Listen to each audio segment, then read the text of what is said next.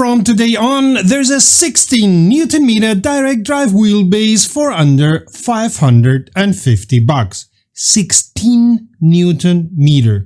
Every other base at this store costs more, some by hundreds of dollars. So either Moza found a loophole physics forgot about, or there's a catch, right? Let's get into it. Greetings Romy, you're watching WromWrom, the channel sharing the joy of sim racing. My name is Serta, I'm not an AI yet, and I will be your host for this video. Quick context before we dive in. My last experience with a Moza base was the R5 and it left a good impression for the price, so when we got sent the R16 Ultra for beta testing and reviewing, I had expectations. Let's see if it holds up. First thing that surprised me, how small this thing is. The motor housing is aluminium alloy, just 14 centimeters. The power brick's bigger than the base itself at 20 centimeters. It's not light, 8 kilo, but that's normal for this class, nothing that'll surprise you. The base supports PC and Xbox, though Xbox only works if you pair it with Moza's ESX steering wheel. No PlayStation support that we're aware of, so if you're a PlayStation racer, this one's not for you. Sorry. There's no wheel included in the box, but any modern Moza wheel should bolt right on. All tools, bolts and cables needed to set the base up are delivered in the box, and the base supports bottom, front and side mounting, so the mounting position itself shouldn't be a problem no matter how your rig's built.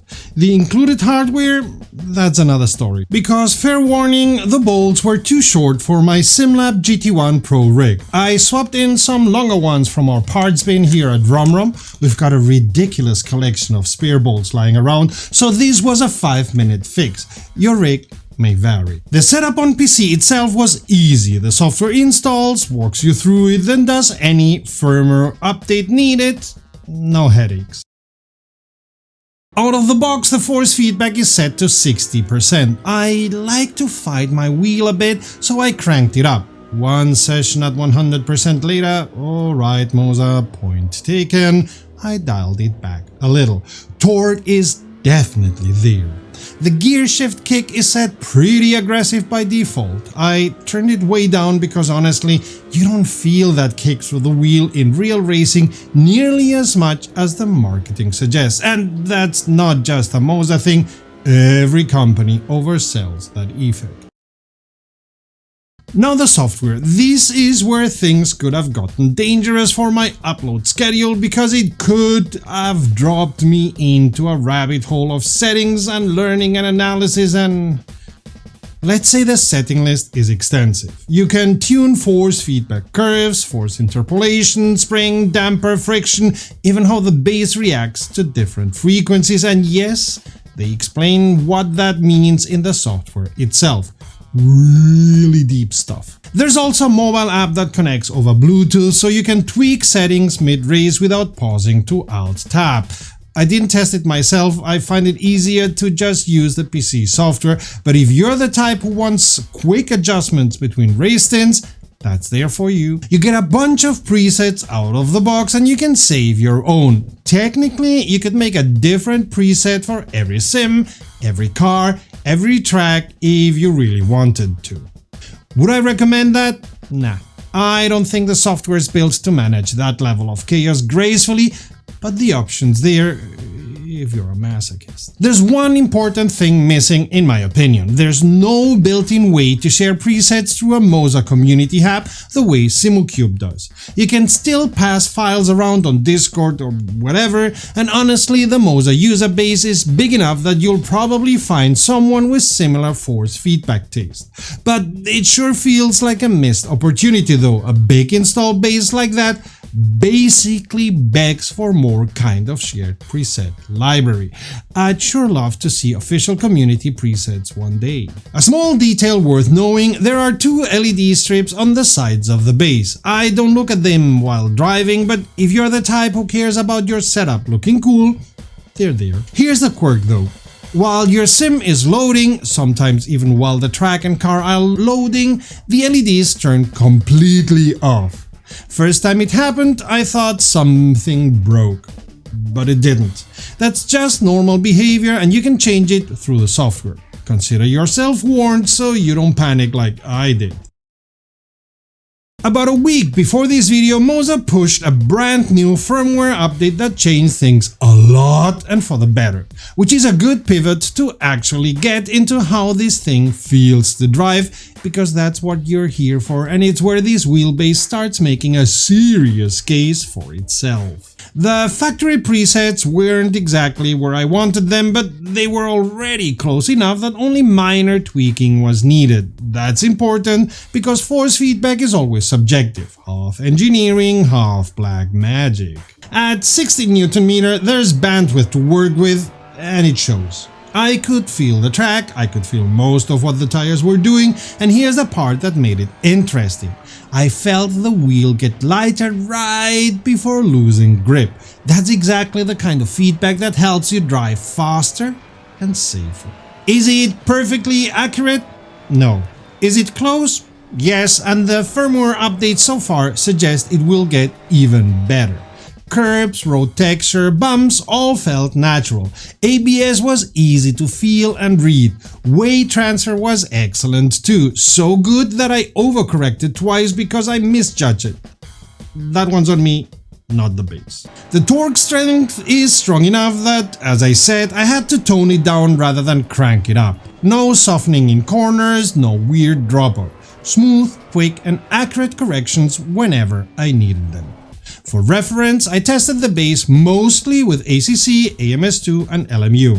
Presets worked well across all three with the caveats mentioned above. That's 3 separate sims, 3 separate licenses and honestly a lot of coffee at 2 AM. If you want to help us keep testing gear like this properly instead of on a wing and a prayer, our Patreon link is down below and every bit helps. There's also a coaching trainer tool built into the software for AC and ACC. It seems to help you get the better racing line, throttle and brake points and so on, but I haven't tested it yet. Let me know in the comments if you want a deep dive on that specifically, and I'll put a video together. Despite all that torque, this base is quiet, about what you'd expect from most bases in this category. Don't go racing next to a sleeping baby though, you'll wake it up. But if that baby is one room over with a door closed in between, your own swearing at a bad qualifying lap will be louder than the bass. Beyond that, no creaks, no rattling, nothing that didn't belong. And even during long sessions I didn't notice any excessive heat, which honestly surprised me, given how small this base is and how much torque it's putting out.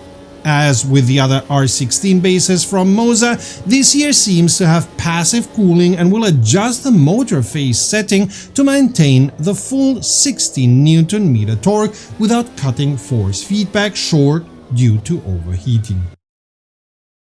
Let's talk price because this is where it gets interesting. The Moza R16 Ultra is sold at $529 USD or 549 euro. The $500 to $600 range is brutally competitive. You've got the Fanatec Club Sport DD, Moza's own 12 Nm base and the Camus C12. We've tested some of them thoroughly in the past and out of that list, the Moza R16 Ultra comes out on top. It's clearly better than the Camus, no contest there. But notice one thing? All the bases I listed are at around 10 to 12 Nm. As far as we know, there is no other 16 Nm direct drive base worth considering at this price point. None. If you know of one, put it in the comments, we'd want to know. The one exception is the Camus, but that company started strong and then fell off a cliff, so take that one with a grain of salt. Every other 16-ish Nm base costs significantly more, including Moza's own R16 V2. Moza's outpricing Moza. Go figure. Now, is the R16 Ultra better than the Simucube 2 Sport at 17 Nm? No. Simucube software alone justifies the higher price for a lot of people, but that higher price is real, about 400 euro or US dollar more. Simucube's force feedback is finer, and the software offers community settings and good filters to find the setting that fits you best, even if I personally consider Moza software easier to work with in most every other aspect. At this price, this torque and this level of force feedback, with firmware and software that are actively improving, it's easy to see why there is a small army of Moza fanboys out there. This is a solid wheelbase, worth the price as it sits today, and if the jump from beta firmware to this release is any indication, it's only going to get better from here. The R16 Ultra probably isn't the single best 16-ish Nm wheelbase money can buy, but it might be the best valued one on the market right now.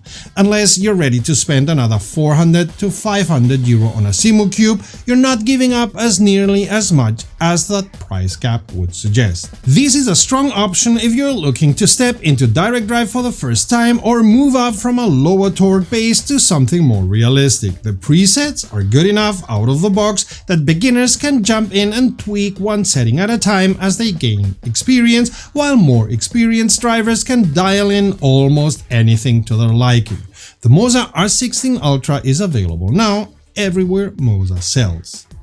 If you want a deep dive on that AC and ACC trainer tool, let us know in the comments, and if this review saved you from buying the wrong base or just saved you an afternoon of research, consider dropping a coffee's worth into our Patreon, links below, and subscribe so you don't miss any of our reviews before you buy. See you in the next one, Rummy!